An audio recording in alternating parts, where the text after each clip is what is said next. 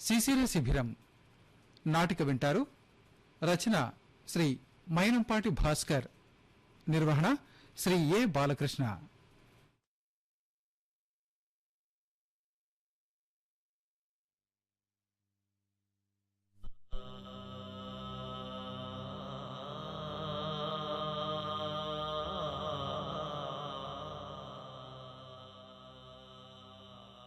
శిశిర శిబిరం నాటిక.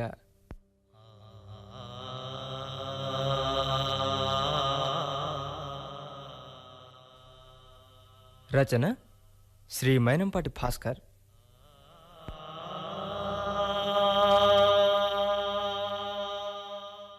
నిర్వహణ శ్రీ ఏ బాలకృష్ణ.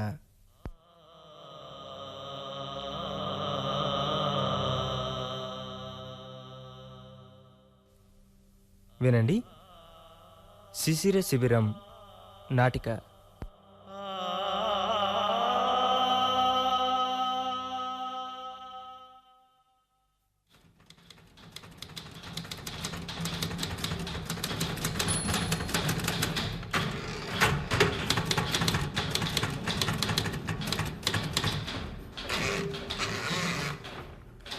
సార్, మీ జాబ్ వర్క్ పూర్తయింది.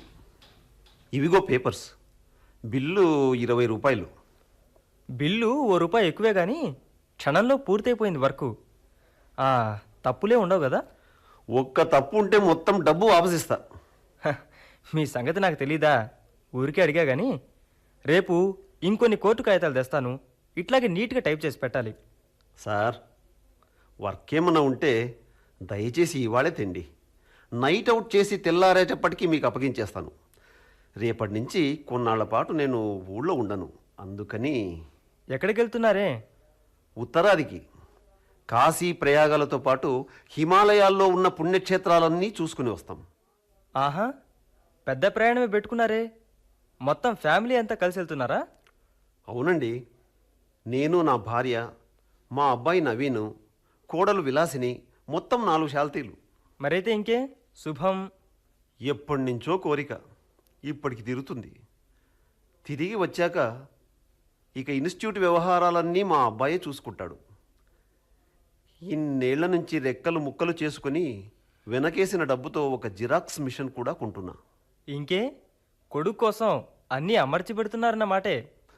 అవును సార్, నేను పడ్డ కష్టాలు నా కొడుకు పడకూడదని నా కోరిక. అది లోక సహజమే కదా, కడుపు తీపి. మంచిది మృత్యుంజయరావు గారు, మరి నేను వెళ్ళొస్తా. నమస్కారం అండి. మృత్యుంజయరావు గారు, మృత్యుంజయరావు గారు, ఏమిటి, ఏమైంది? అరే రే, ఏమైంది? బాగానే ఉన్నారు కదండి? ట్యాక్సీని పిలవండి.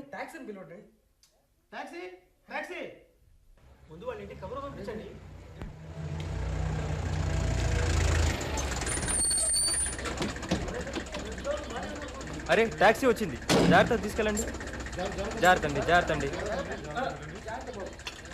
క్షణాల క్రితం నాతో చక్కగా మాట్లాడాడు పాపం. ఏమైందో ఏమిటో.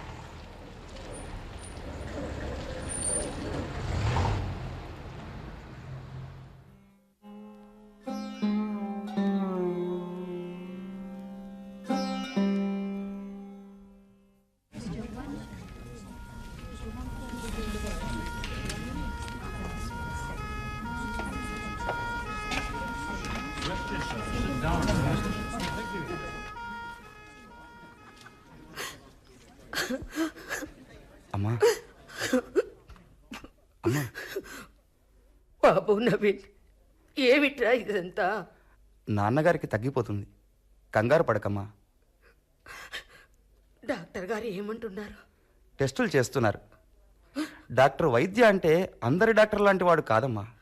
చాలా సిన్సియర్. డబ్బు మనిషి కాడు. అనవసరంగా 1/2 డజన్ మందులు రాసేసి మందుల కంపెనీల వాళ్ళని ఉద్ధరించాలని చూడడు. టానికుల కంటే తాజా పళ్ళు మంచివంటాడు. ఒక జామ పండు ఒక్క టానిక్ సీసాతో సమానం అంటాడు. మెడికల్ షాపుల్లో దొరికే హెల్త్ డ్రింక్స్కి బదులు కాస్త గోధుమ నూక చక్కెర కలిపి తింటే శ్రేష్టమంటాడు. చౌకగా వైద్యం చేయడంతో పాటు చాలా రకాల ప్రయోగాలు కూడా చేస్తుంటాడమ్మా. ఏమిటో బాబు, ఇప్పుడు ఆ ప్రయోగాలన్నీ ఈయన మీద చేయడు కదా. నీకన్నీ భయాలే. అదిగో డాక్టర్ గారు వస్తున్నారు. మిస్టర్ నవీన్, డాక్టర్, మీరు ఒకసారి ఇటు రండి. మీ నాన్నగారిని అన్ని రకాలుగా పరీక్ష చేశాను. ఏం ప్రమాదం లేదు కదా డాక్టర్? ప్రమాదం అంటే తక్షణం ఏమీ లేదు, కానీ కానీ మిస్టర్ నవీన్, మీరు ధైర్యంగా ఉండాలి. చెప్పండి డాక్టర్. నవీన్, మీ తండ్రి మృత్యుంజయరావు గారికి ఎయిడ్స్ వ్యాధి వచ్చింది. మై గాడ్, ఎయిడ్సా? నాన్నగారికా? డాక్టర్, ఈ ఎయిడ్స్ అనేది చెడు తిరుగుళ్ళ వల్ల వస్తుందంటారు. నాన్నగారు అలాంటి మనిషి కారే. చెడు తిరుగుల వల్లే ఎక్కువగా ఈ వ్యాధి వస్తుందన్నమాట నిజమే, కానీ వేరే కారణాలు కూడా ఉంటాయి. ఉదాహరణకి సరిగా స్టెరిలైజ్ చేయని సిరంజులతో ఇంజెక్షన్ చేయడం వల్ల ఒక్కోసారి రక్తం ఎక్కించడం వల్ల కూడా వస్తుంది. అయితే ఈ ఎయిడ్స్కి మందు లేదా డాక్టర్? వ్యాధి రాకుండా జాగ్రత్తలు తీసుకోవాలే తప్ప వచ్చాక ఐఎమ్ సారీ, ప్రస్తుతానికి మందేం లేదు. ప్రస్తుతానికి అంటే? అంటే ఇప్పుడిప్పుడే ఎయిడ్స్ను గురించిన పరిశోధనల్లో కొన్ని ఆశాజనకమైన విశేషాలు బయటపడుతున్నాయి. ప్లీజ్ అవేమిటో చెప్పండి డాక్టర్. హెచ్ఐవి అంటే హ్యూమన్ ఇమ్యూనో డెఫిషియన్సీ వైరస్ ఉన్న మనుషుల్లో ఎయిడ్స్ వ్యాధి విజృంభించడానికి కారణం ఎంపిరియం, ఎం పెనెంట్రాన్స్, ఎం జెనటాలియం అనే మైక్రోప్లాస్మా రకాలు కారణమై ఉండవచ్చు అంటున్నారు ప్రఖ్యాత ఫ్రెంచ్ సైంటిస్ట్ డాక్టర్ లుక్ మొంటినైర్. అంటే దొంగ ఆచూకీ కాస్త దొరికినట్లే కదా. దాంతోపాటు CD8 లింపోసైట్స్ అనే రక్త కణాలు ఎక్కువగా ఉన్న మనుషుల్లో ఆ కణాలు ఏదో గుర్తు తెలియని కెమికల్ను స్రవిస్తాయని, ఆ కెమికల్ హెచ్ఐవి వృద్ధి పొందకుండా ఆపగలదని తెలుస్తుంది. ఎయిడ్స్ని గురించిన పరిశోధనలు ఒక దారిలో పడ్డాయి. నేను కూడా ప్రస్తుతం అదే ప్రయత్నంలో ఉన్నా. అంటే మీరు ఎయిడ్స్ని ట్రీట్ చేయగలమంటారా? చెయ్యొచ్చు, కానీ ఇప్పుడే కాదు. పరిశోధనలు పూర్తి కావాలి, ఆ తర్వాత ప్రయోగాలు జరగాలి. అప్పుడు ఎన్నాళ్ళు పట్టొచ్చు అంటారు? ఎన్నేళ్ళు అని అడగండి. పడితే 10 ఏళ్ళు పట్టొచ్చు, లేదా పొద్దుటికల్లా ప్రయోగాలు విజయవంతం కావచ్చు, చెప్పలేం. కానీ అప్పటిదాకా ఈయన... అదే ట్రాజడీ. డాక్టర్, నిజం చెప్పండి, మా నాన్నగారు ఇంకా ఎంతకాలం బతకొచ్చు? నా ఉద్దేశంలో ఒక 5 ఏళ్ళు. ఎయిడ్స్ అంటే ఒంట్లో రోగాలు నిరోధించే శక్తిని కోల్పోవడం. అందుకని కంటికి రెప్పలా కనిపెట్టుకుని ఉండాలి ఆయన్ని మీరు. అలాగే డాక్టర్, కానీ ఈ సంగతి మాత్రం మా అమ్మకి నాన్నకి చెప్పకండి ప్లీజ్. ఓకే నవీన్.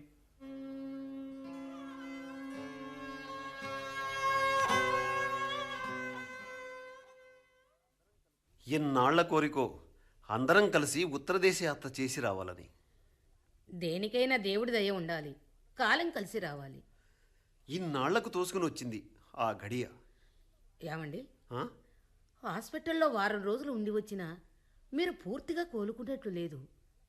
పోనీ ప్రయాణం కొన్నాళ్ల పాటు ఆగి పెట్టుకుంటేనే. చిన్న చిన్న జ్వరాలకి దగ్గులకి మనం భయపడితే ఎట్లాగోయ్? తీర్థయాత్రల నుంచి తిరిగి వచ్చేసరికి 25 ఏళ్ల కుర్రాడిలా హుషారుగా అయిపోతా చూస్తుండు. సరేలేండి, దూరవారం వెళ్తున్నాం, కాస్త అయిన వాళ్ళ ఇళ్ళల్లో చెప్పి వద్దామా? సరే పద. అమ్మాయి విలాసిని తలుపేసుకోమ్మా.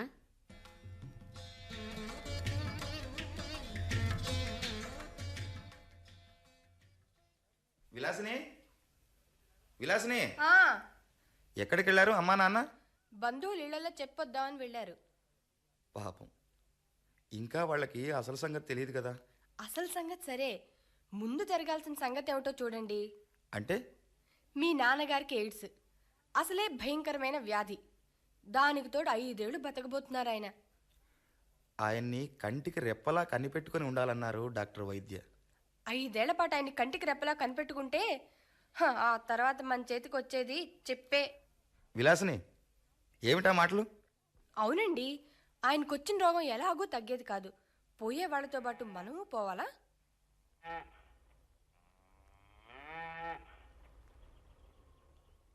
ఏమండి, ఆ పశువుల మందని చూసారా?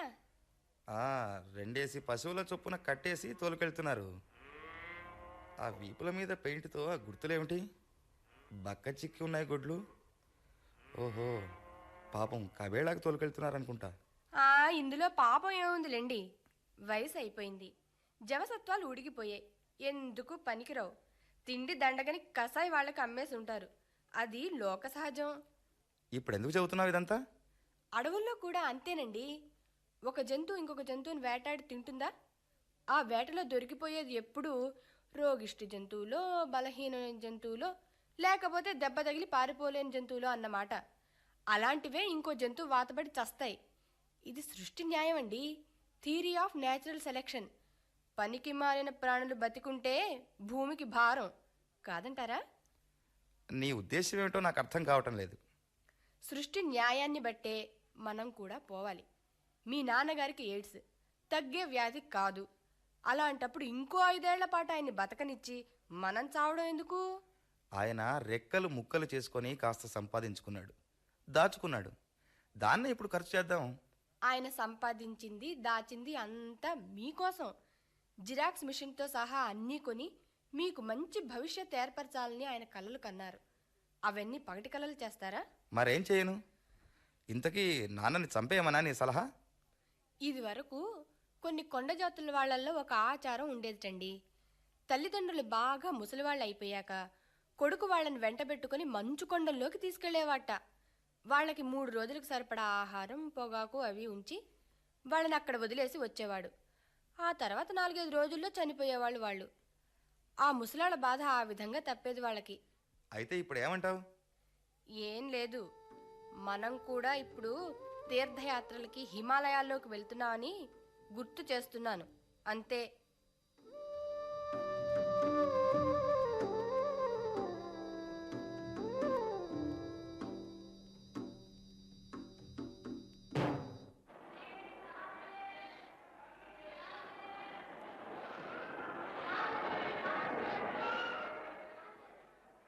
అమ్మయ్యా, కాశీ ప్రయాగ చూసాం, బద్రీనాథ్ ఋషికేశ్ చూసాం, వైష్ణోదేవికి వెళ్తున్నాం. ఇదంతా ఏ జన్మలో చేసుకున్న సుకృతమో. నాన్న, చలిగా ఉందా? వేడిగా టీ తాగుతారా? వద్దురా బాబు, ఇప్పుడేగా తాగాం. ఆకలి వేయట్లేదు. బ్రెడ్ ఏమన్నా తెమ్మన్నారా? వద్దొద్దు. పోనీ పళ్ళు? లేకపోతే జిలేబీ తిన్నాన్నా, ఇక్కడ బాగా చేస్తారు. ఏమిట్రా ఆర్భాటం? ఇవాళే నా బతుక్కి ఆఖరి రోజైనట్లు ఊరుకో.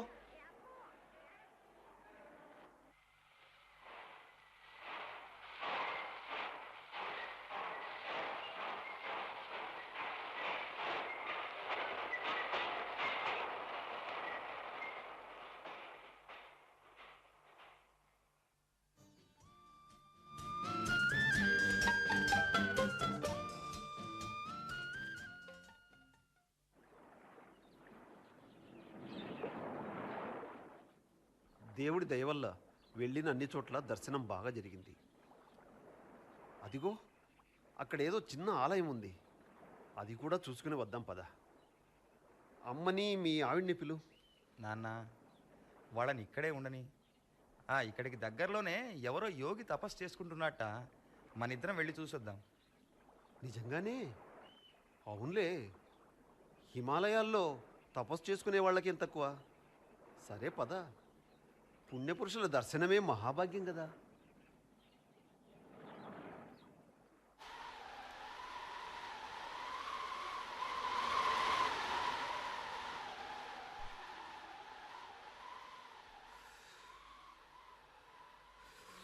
చాలా నిర్జనంగా ఉంది ఇక్కడ.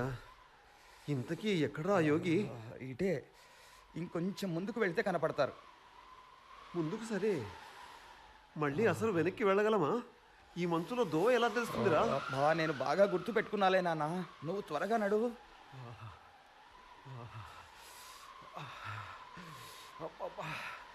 గాలి విసిరేస్తుంది మనుషుల్ని. నవీన్, నువ్వు నా దగ్గరే ఉండు, దూరంగా పోకు. నేను ఇక్కడే ఉన్నా నాన్న. నవీన్ ఎక్కడా? ఇక్కడే నాన్న. నవీన్ నాన్న, ఇక్కడే ఉన్నా. నవీన్, ఇటు ఇటు, అటు కాదు ఇటు. నవీన్, నవీన్, నవీన్, నవీన్. నాన్న, నానా నానా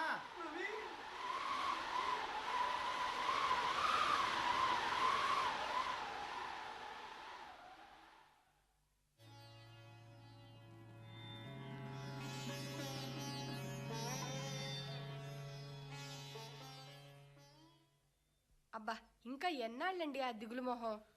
నాన్నని పరమ కిరాతకంగా ఆ మంచు తుఫానులో వదిలేసి వచ్చాను విలాసిని. అసలే ఆయన చలి భరించలేరు. ఎండాకాలంలో కూడా రగ్గు కప్పుకునే పడుకునేవారు. ఎంత బాధపడుతుంటారో పాపం. ఇంకా బాధ ఏమిటండి, ఆయన ఎప్పుడో స్వర్గస్థులై ఉంటారు. ఆ విషయం తలుచుకుంటేనే ఎలాగో ఉంది. పాపం. పాపం కాదు, పుణ్యం. దీన్నే మెర్సీ కిల్లింగ్ అంటారు. చావడం వల్ల బతికిపోవడం అన్నమాట.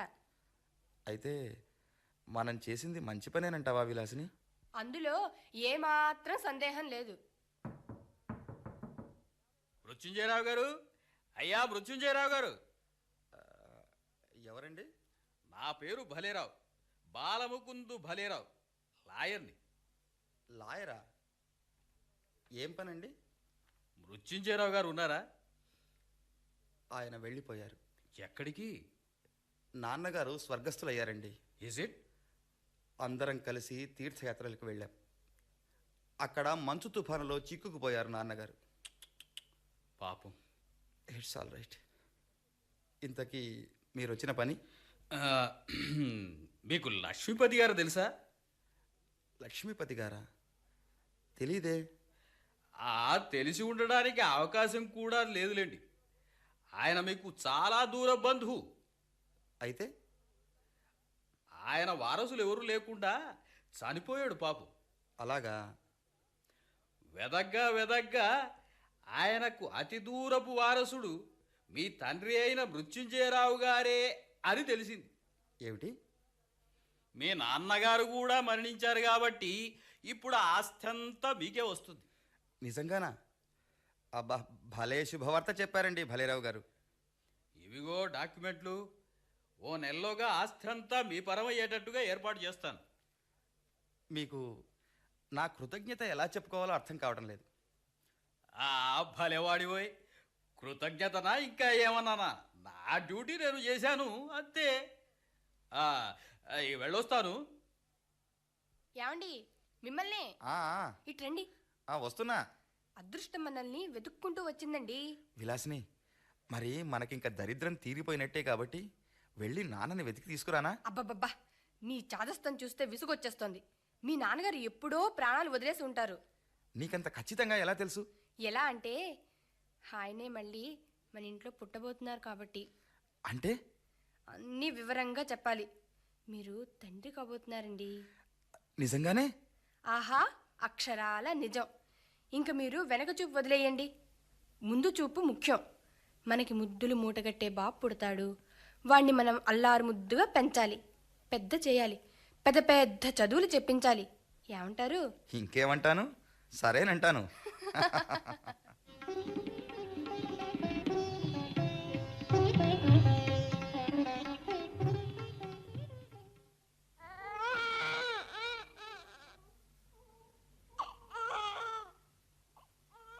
జో అచ్యుతానంద జో జో ముకుంద రామ గోవింద జో జో జో జో. అత్తయ్య, అత్తయ్య, బాబుకు వేడి నీళ్ళు పెట్టారా? పెట్టానమ్మా. ఆ చెత్తనే నాకు కూడా వేడి నీళ్ళు ఉంచుతానమ్మా. నా స్నానం అయ్యేలోగా మీరు ఇంటి పనులు పూర్తి చేసి వంట కానిచ్చేస్తే. ఇవాళ కొత్త కాదు కదమ్మా, అన్నీ నే చూసుకుంటాలేమ్మా.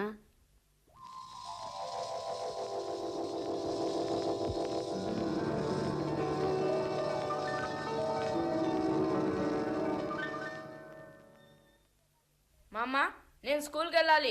బూట్లేవి? మనీష్, రా బాబు. ఇవిగో బూట్లు ఇక్కడున్నాయి. అయినా ఇంతలోనే ఎంత పొడుగు ఎదిగిపోయావు నాయనా. మొన్నటి దాకా బుల్లి బుల్లి బూట్లు వేసుకునేవాడివి. చూడటానికి బొమ్మ బూట్లల్లే ఉండేవి. ఇప్పుడు బూట్లు పెద్దవయ్యాయి, నువ్వు పెద్దవాడివైపోతున్నావు. 10 ఏళ్ళు రాలా? అత్తయ్య, నాకు నీళ్లు రెడీనా? పాపం ఇంటి పనులన్నీ అమ్మే చేస్తోంది విలాసిని. ఆమెను ఎందుకు బాధ పెడతావు? మీ అమ్మేం అరిగిపోదు కానీ ఊరుకోండి. తిని కూర్చుంటే తినదరక్క మీ నాన్నకి వచ్చినట్లే నానా రకాల రోగాలు వస్తాయి. పనులు చేస్తే ఒంటికి ఎక్సర్సైజ్.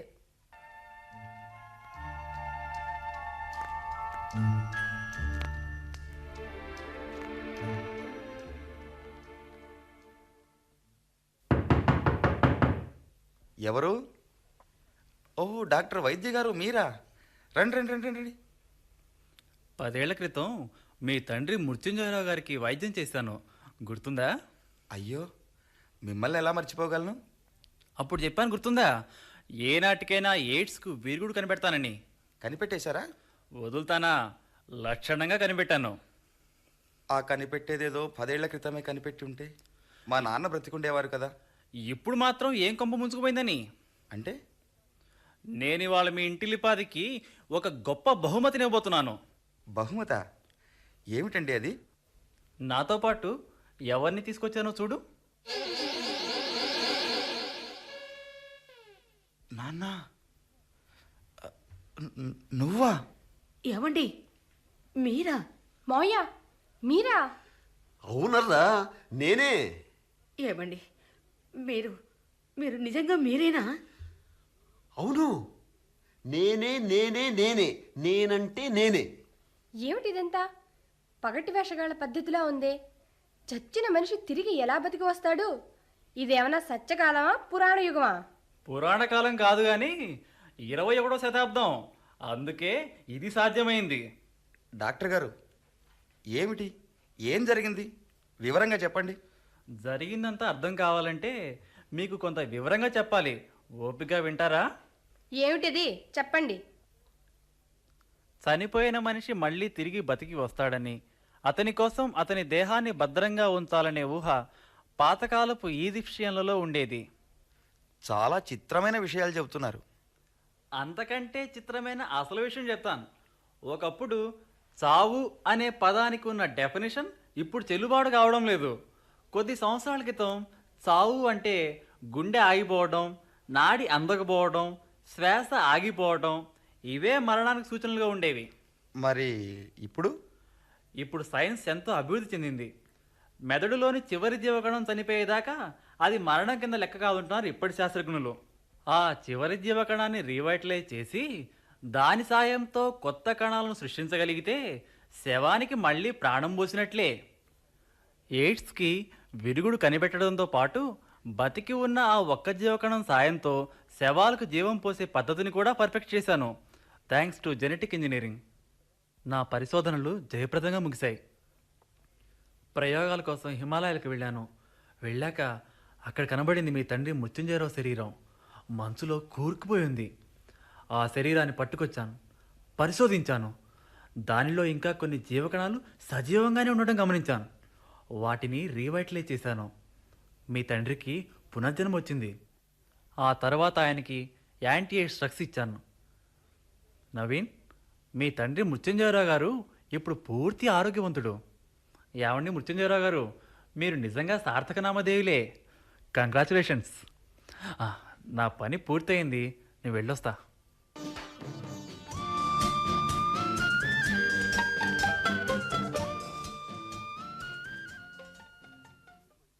మిమ్మల్ని అందరినీ మళ్ళీ ఈ జన్మలో చూస్తాను అనుకోలేదర్రా. ఏ జన్మలో నేను చేసుకున్న పుణ్యమో కానీ మీరు మళ్ళీ బ్రతికి వచ్చారు. నాకదే 10,000. నవీన్, అమ్మ విలాసిని, మీరెందుకు అలా కలవరపడిపోతున్నారు? ఏమైంది? ఇదంతా చూస్తుంటే ఏదో అద్భుతం జరుగుతున్నట్టుంది నాన్న. నాకు పరమాద్భుతంగానే ఉంది కానీ ముసలాళ్ళు బతికి వచ్చారని సంబరపడిపోతే చాలదు. ముందుంది ముసళ్ళ పండగ. ఏమైందమ్మా? మీరు బతికి వచ్చారు సరే, టింగు రంగాన్ని బతికి వస్తే అయిపోయిందా? దీనిలో ఎన్ని లిటిగేషన్లుంటాయి, ఎన్ని తిరకాసులుంటాయి. మన లా ప్రకారం ఒక మనిషి 7 ఏళ్ల పాటు కనపడకుండా పోతే అతను చచ్చిపోయినట్లే లెక్క. అందుకని ఇప్పుడు జనాభా లెక్కల్లో మీరు లేరు. మిమ్మల్ని మళ్ళీ మనిషిగా లా ఒప్పుకుంటుందా? అబ్బో, ఎన్నో గొడవలు.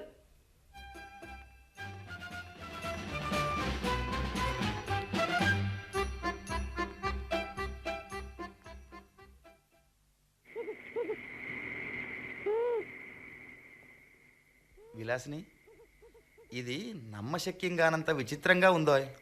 అలా అనుకుని మురిసిపోకండి. ఆయన బతికి వచ్చాడంటే మనకి చచ్చినంత పని అయిందని గ్రహించరే. అదెట్లా? ఇప్పుడు ముసలాయన ఆస్తి అంతా తనకే రావాలంటాడు. లక్ష్మీపతి గారి డైరెక్ట్ వారసుడు ఆయనే కదా మరి. అడిగితే ఇచ్చేస్తాం, దాందేముంది? అన్నంత పని చేసి నా కొడుకు నోట్లో దుమ్ము కొడతారా ఏమిటి? మరేం చెయ్యాలి? మీరు గుట్టు చప్పుడు కాకుండా ఊరుకోండి. 4 లా పాయింట్లు లేవదీసి ఆయన్ని బెదరగొట్టేస్తాను. ఆ తర్వాత ఆయన మూల కూర్చుని ముక్కు మూసుకుని కృష్ణారామ అంటూ కాలం గడిపేయాలి అంతే. ఆస్తి సంగతి అసలు నోరు మెదపద్దు మీరు. సరే, నీ ఇష్టం.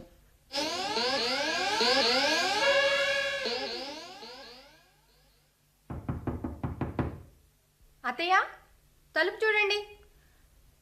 ఎవరు? మృత్యుంజయరావు గారు ఉన్నారా అండి? ఆయన పోయి చాలా కాలం అయిందండి. పోయారా? మరి అక్కడ ఆ పారిజాతం చెట్టు దగ్గర ఉన్న మనిషి ఎవరు? అతను మా తోట వాళ్ళండి. తోటమాల? అతనే మీ అమ్మగారికి భర్త కూడా అనుకుంటానే. ఏమిటంటే మీరు అంటున్నది? సరే, నాకెందుకు, నేను వెళ్ళొస్తా. అందరితో అట్లాగే గట్టిగా ఉండండి. అత్తయ్య, ఎక్కడికి ఆ ప్లేట్లు పలహారాలు? నన్ను మీ మామగారిని ఇక నుంచి సర్వెంట్ క్వార్టర్స్లోనే ఉండమన్నావు కదమ్మా. మీ మామగారికి భోజనం తీసుకెళ్తున్నాను. అవును మరి, రోగిష్టి మనిషిని పిల్లలున్న తోట ఎట్లా ఉంచుతాం? ఇదిగో పింగాణి ప్లేట్లు వద్దు, ఆ జర్మన్ సిల్వర్ గిన్నెలో తీసుకెళ్ళండి అన్నం. సరేనమ్మా, నీ ఇష్టం. ఏం ముసలమ్మ ఎత్తెత్తి పడేస్తున్నావు? సత్తు గిన్నె చూడు ఎన్ని సొట్టలు పడిందో. మనీష్, నువ్వేనా ఇట్లా మాట్లాడుతుంది? నువ్వు కూడా మారిపోయావట్రా. వీళ్ళందరితో పాటే నేను కూడా. బంగారం లాంటి సత్తు గిన్నె, తరతరాల పాటు వాడుకోవాల్సిన సత్తు బొచ్చే, దాన్ని పగలేస్తున్నావా? ఇవాళ మా అమ్మ నాన్న మీకు దాంట్లోనే పెడుతున్నారు తిండి. మరి నేను రేపు పెద్దయ్యాక మా అమ్మని నాన్నని సర్వెంట్ క్వార్టర్స్లో ఉంచి ఈ గిన్నెలోనే వాళ్ళకి తిండి పెట్టొద్దు. ఒరే, ఒళ్ళు తిమ్మిరెక్కిందా? ఏమిట్రా మాటలు? మాకు సత్తు బొచ్చులో తిండి పెడతావా? వీపు పగల కొడతాను వేధవా. మీరు నేర్పించిన విద్య కదా ఇది. అవునండి, ఆ పిల్లాడన్న దాంట్లో తప్పేముంది? ఇవాళ మీరు మీ పెద్దలకు చేస్తున్న సత్కారం రేపు మీ పిల్లాడు మీకు చేస్తానంటున్నాడు. ఆ ఊరికి ఈ ఊరు ఎంత దూరమో ఈ ఊరికి ఆ ఊరు అంతే దూరం. మర్చిపోతే ఎలా? చూడబోతే మా వాడి మనసు మీరే విరిచేసినట్లున్నారే. ఆ పుణ్యంలో నాకు కాస్త భాగం లేకపోలేదమ్మా, ఒప్పుకుంటున్నా. ఇదిగో మృత్యుంజయరావు గారు, ఇంకా ఆ తోటమాల అవతారం చాలించి ఇలా ముందుకు రండి. నేను గుర్తున్నానా? మీరు హిమాలయాల్లో అదే ఆ మంచు తుఫానులో ఆ రోజున. అవును, గుర్తొచ్చింది, ఇప్పుడు గుర్తొచ్చింది. ఆ రోజు మంచు తుఫానులో మీతో పాటు నేను కూడా అనుకోకుండా చిక్కుకుపోయాను. ఆ తర్వాత 10 ఏళ్ళు గడిచాయి. అప్పుడు డాక్టర్ వైద్య అక్కడికి వచ్చారు. ముందు మిమ్మల్ని చూశారు. మిమ్మల్ని మంచులోంచి బయటకు తీసి బ్రతికించారు. అయితే మీ దారి మీరు చూసుకోకుండా నా సంగతి కూడా డాక్టర్ గారికి చెప్పారు. ఆ తర్వాత నన్ను బ్రతికించారు. ఇదిగో ఇప్పుడు మీ ముందు నిలబడి ఉన్నాను. అది చరిత్ర. ఇంతకీ మీరెవరు? ఏం చేస్తుంటారండి మీరు? నేనెవరినా? టింగురంగా అంటూ ఎవరి ఆస్తి మీరు ఇప్పుడు అనుభవిస్తున్నారో ఆ లక్ష్మీపతి నేనేనయ్యా. నేను వారసులు లేకుండా చనిపోయినప్పుడు బాలముకుంద్ బలేరావు కనిపెట్టాడు ఈ మృత్యుంజయరావే నాకు వారసుడని. మీరు మీ తల్లిదండ్రులకు ఎంత ద్రోహం చేస్తున్నారో కళ్ళారా చూశాను. ఆ ఆస్తి అనుభవించే యోగ్యత మీకు లేదు. అంటే నా ఆస్తి నేను తక్షణం స్వాధీనం చేసుకుంటున్నాను. అదెట్లా కుదురుతుంది? మీరు చచ్చిపోయి 7 ఏళ్ళు దాటుతుంది. అసలు చచ్చిపోయిన మనిషి మళ్ళీ బతికి రావడానికి కుదురుతుందా? అందుకు లా ఒప్పుకుంటుందా? ఈ ప్లీడర్ మతలబులన్నీ మా బాలముకుంద్ బలేరావు చూసుకుంటాడు లేవయ్యా. నువ్వు గుళ్ళో లింగాన్ని మింగితే ఆయన గుడినే మింగేసే రకం. నా ఆస్తి మళ్ళీ నాకు రాక తప్పదు. అవును, మీ ఆస్తి మీకే చెందటం న్యాయం. అయినా ఆ ఆస్తి నా కోసం కాదండి. దానితో ఒక ఆశ్రమం పెట్టబోతున్నాను. ఆశ్రమమా? అవును, ఆ ఆశ్రమం పేరు శిశిర శిబిరం. పండుటాకులు శిశిరంలో రాలిపోతాయి. వార్ధక్యంలో మనిషి అదే స్థితిలో ఉంటాడు. వృద్ధాప్యంలోకి అడుగు పెట్టాక వాళ్ళు జవసత్వాలు ఉడిగిపోయి నిస్సహాయులుగా ఉంటారు. వాళ్ళు పసిపాపలతో సమానం. వాళ్ళని పసిపాపల్లాగే జాగ్రత్తగా చూసుకోవాలి.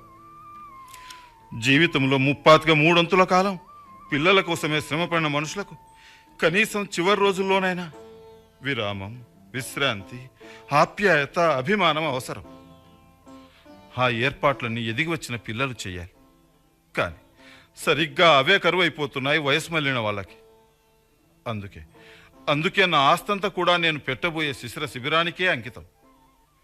ఆ ఆశ్రమం ఆలనా పాలన అంతా ఈ సుగుణమ్మ చూసుకుంటుంది. తన మనవణ్ణి సాకినట్లే వృద్ధులను కూడా చూసుకోగల దయా దాక్షిణ్యం ఆమెలో ఉన్నాయనిపిస్తుంది నాకు. ఇదిగో మృత్యుంజయరావు గారు, ఇక నుంచైనా ఈ పిల్లల జంజాటం వదిలేసి మీరు మా ఆశ్రమానికి వచ్చేయండి. ఇకపై ఇక్కడే ఉండే సహనం నాలో కూడా లేదు లక్ష్మీపతి గారు. ముసలాన్నయ్యానని కన్న తండ్రిని చంపడానికి సైతం వెనకాడని వాళ్ళు నా కొడుకు, కోడలు. నాన్న, మావయ్య, నేను బ్రతికినందుకు సంతోషించాల్సింది పోయి ఆస్తి పోయిందని దుఃఖించేవాళ్ళు నా కొడుకు, కోడలు. లక్ష్మీపతి గారు, ఇక నుండి మనలాంటి వాళ్ళందరి కేర్ ఆఫ్ అడ్రస్ శిశిర శిబిరమై. పదండి, పద సుగుణ.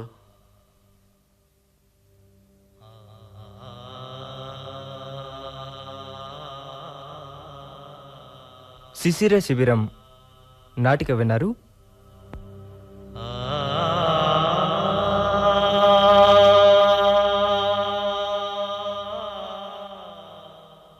ఇందులో మృత్యుంజయరావు శ్రీ ఏ శ్రీధర్రావు, నవీన్ శ్రీ కేబిఎస్ కుమార్, విలాసిని శ్రీమతి ఎం వేణుమాధవి, సుగుణమ్మ శ్రీమతి ఎంఎస్ శకుంతల సుబ్రహ్మణ్యం, డాక్టర్ వైద్య శ్రీయుతులు కె కామేశ్వరరావు, లక్ష్మీపతి ఈ రాజశేఖర్ రెడ్డి, కస్టమర్ ఏ బాలకృష్ణ, బాలముకుంద్ భలేరావు, క్రమథాటి వెంకటేశ్వర శర్మ, ఇంకా మనీష్, చిరంజీవి, పిఆర్ సందీప్ పాల్గొన్నారు.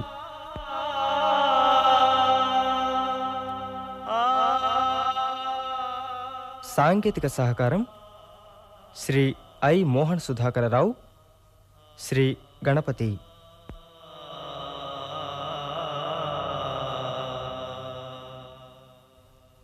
రచన శ్రీ మైనంపాటి భాస్కర్. నిర్వహణ శ్రీ ఏ బాలకృష్ణ.